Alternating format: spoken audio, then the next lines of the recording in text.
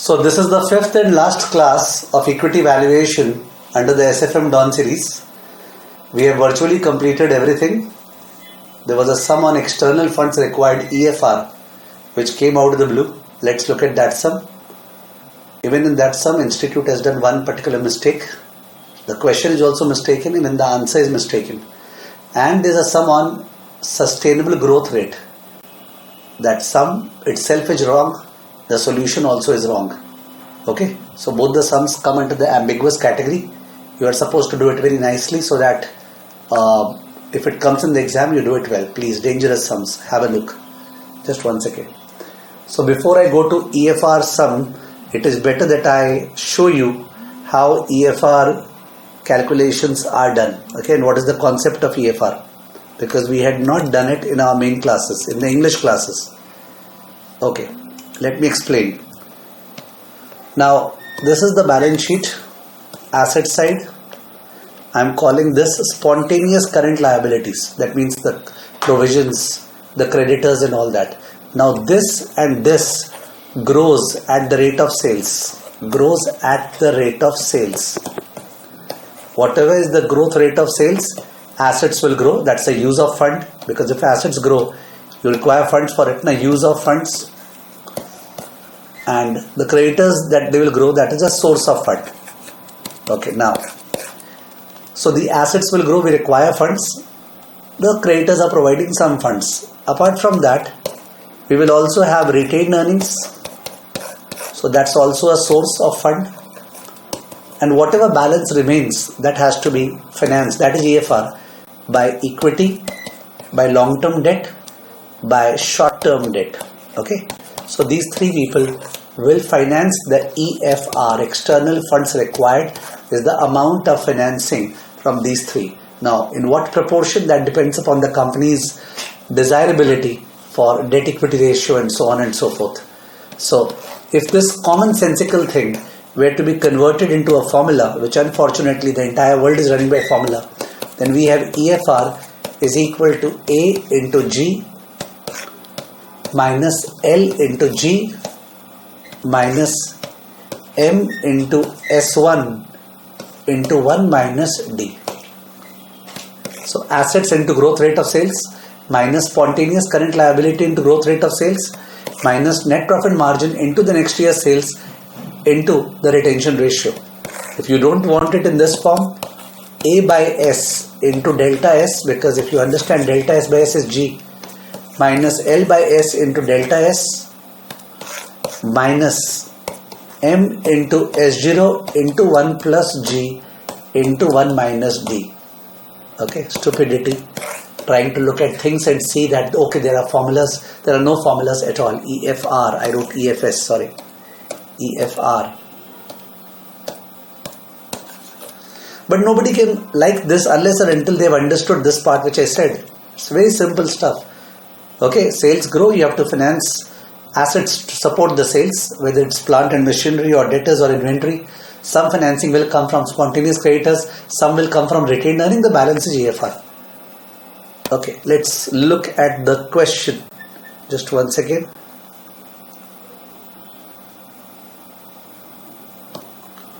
So we have a sum on EFR. It is question number 21. Let us look at the sum. The balance sheet of Messrs. Sundry Limited as on 31st March is as follows. So this is the balance sheet, 1400 lakhs. You have the spontaneous current liability 200. So you see all the assets 1400 will grow at the rate of sales, and the 200 payables and provisions will also grow at the rate of sales. Okay. The other thing, share capital reserves, long-term loan, short-term loan, that is the EFR part. They will finance the EFR. Sales for the year was 600 lakh. Sales expected to grow by 20%. So if I were to do verbally 1400 into 20%, 280 is the funds required. That's how I do it. 280. Now 200, the payables and provision into 20%, 40 is the source of fund. So we required 280, we got 40. Shortage is 240. 280 minus 40, 240.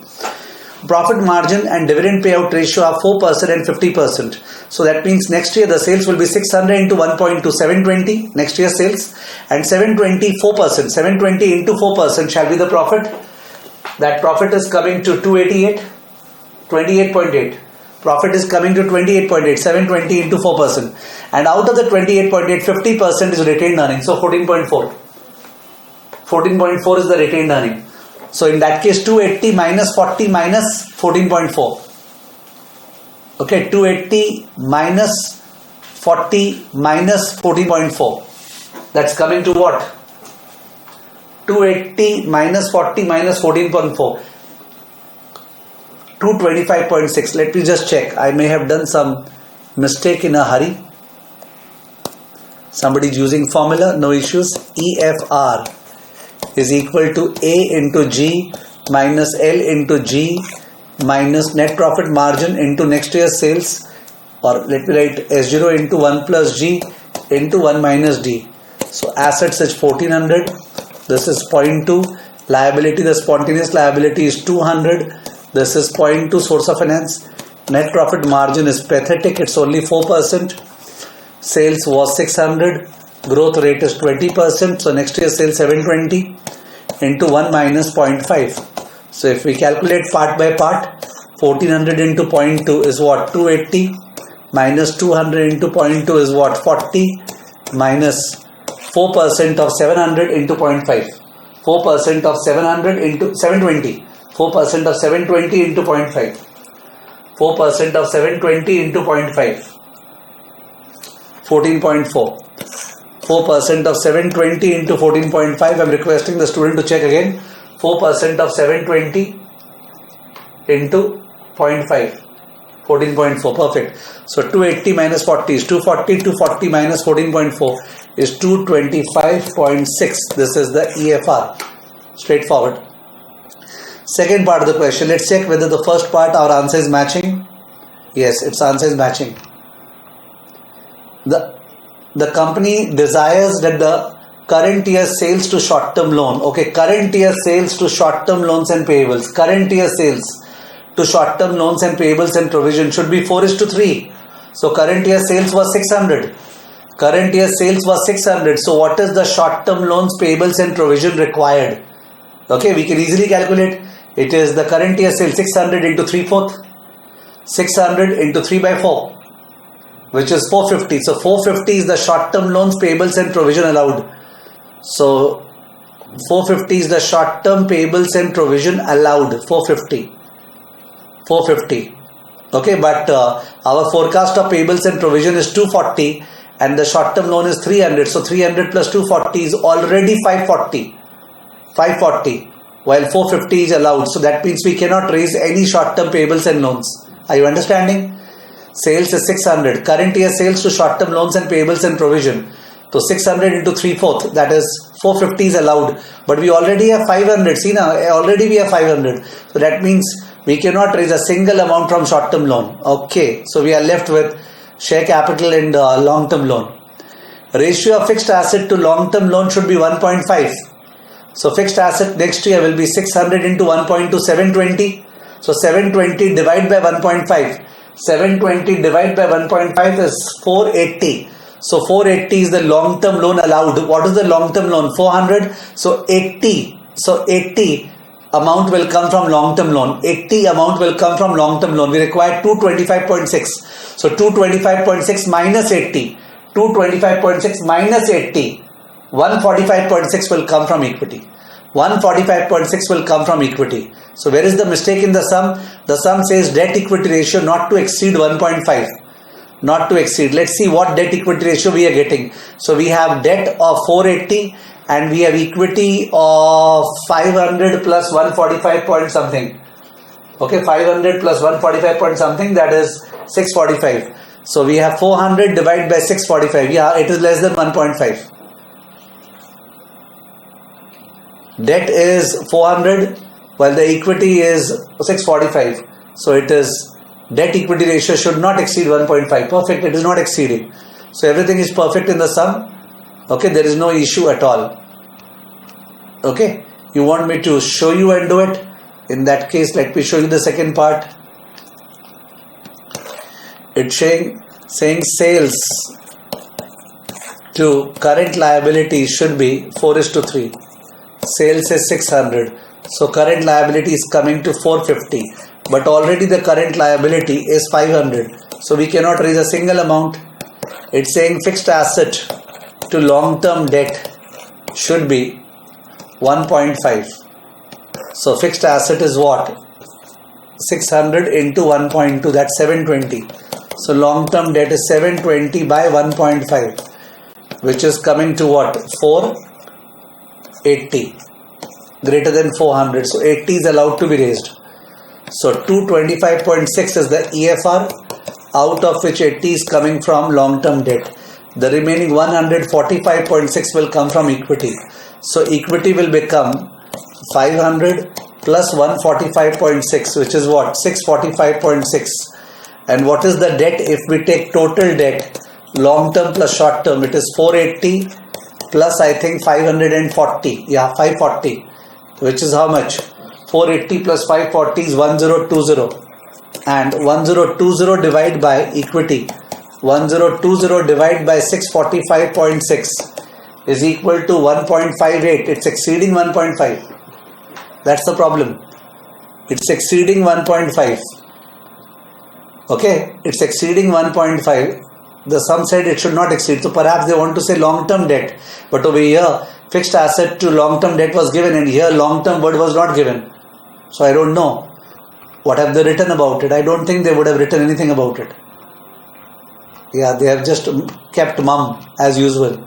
They have not checked the debt equity ratio at all. Okay, because that was a confusing area. So leave it. The student will suffer himself. The teacher will suffer himself. So that was external funds required. Let's come to the next question. Now the next question is on sustainable growth rate. The next question is on sustainable growth rate, and that sum is very, very wrong. In order to show you how it is wrong, let me not go to the sum. Let me first of all make you recollect what you have done at CA Inter. Okay, just one second.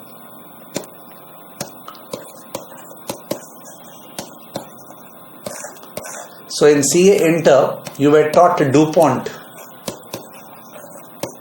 So DuPont company of the US said ROE, which is PAT divided by net worth, shows the profitability with which equity funds are deployed, and that can be broken down into PAT divided by sales, into sales divided by assets, into assets divided by equity.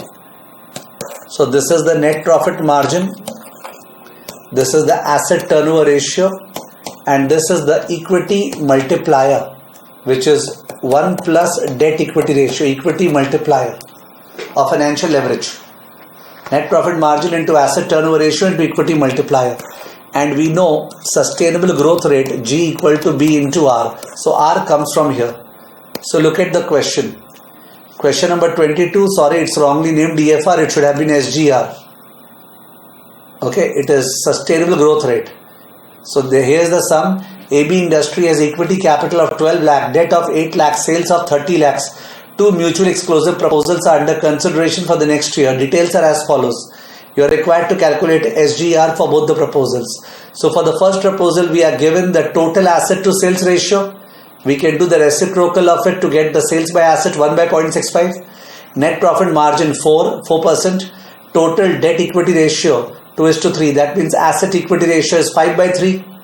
So if you multiply these three, 4 into 1 by 0.65 into 5 by 3. 4 into 1 by 0.65 into 5 by 3. We get the ROE, just one second. ROE for proposal 1 is net profit margin into sales by asset, okay, into asset by equity.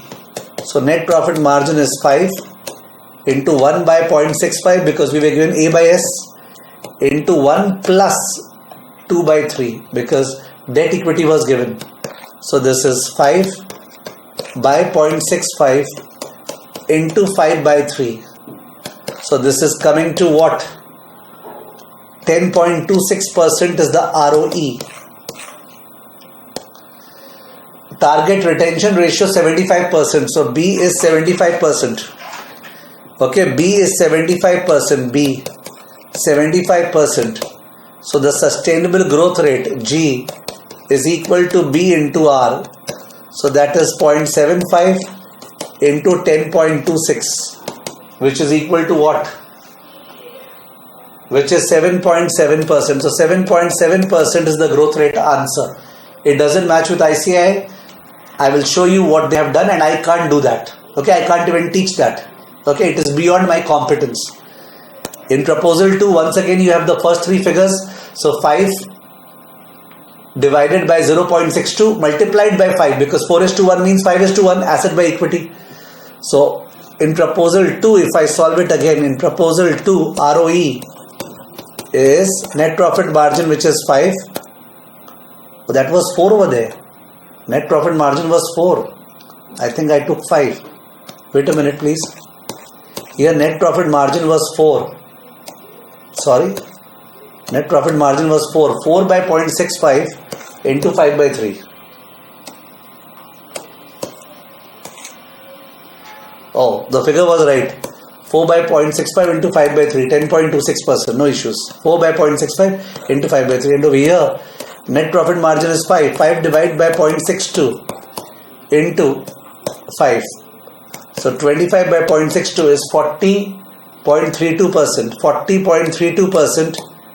40.32% is the ROE. Now we have dividend 0.3 lakhs. Sales is 30 lakhs. Net profit margin is 5%. So 30 lakhs, 5% is what? 1.5 lakhs. So 1.5 lakhs is the profit and dividend is 0.3. Okay. Profit, PAT, is 5% of 30, which is 1.5 lakhs. And dividend is 0.3 lakhs. So payout ratio or retention ratio, retention ratio is 1.2 by 1.5, which is what? 80%. So growth rate G equal to B into R. It is 0.8 into 40.32. It is 0.8 into 40.32 equal to 32.26. So this is absurd. We cannot have a sustainable growth rate of 32.26, correct? But there is garbage in, garbage out. If the figures are such, I can't do anything about it. Okay, this is the correct way of handling the sum. Now what institute has done is that they have calculated the weight of equity, equity divided by equity plus debt, and called it the equity multiplier. Equity multiplier is actually A by E. A by E, but they have called E by A as the equity multiplier. Now I can't handle all that. If you want to mug up the solution of the institute, please do. Okay? You may remember that, okay, sir was not able to explain the institute solution. I admit. Okay? It's a ridiculous solution. I can't even see it again. When I saw it, I just went faint. Okay, so I can't suffer it again. So you have to take your own call.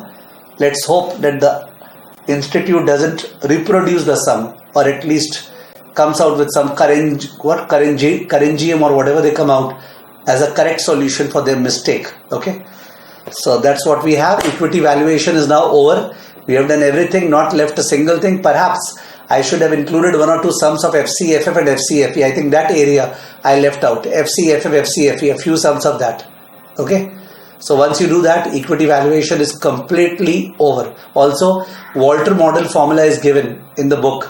So maybe one sum on Walter model can come out. So do look at the formula before stepping into the exam. So equity is over. We'll move into mergers and acquisition in the next class. Bye-bye.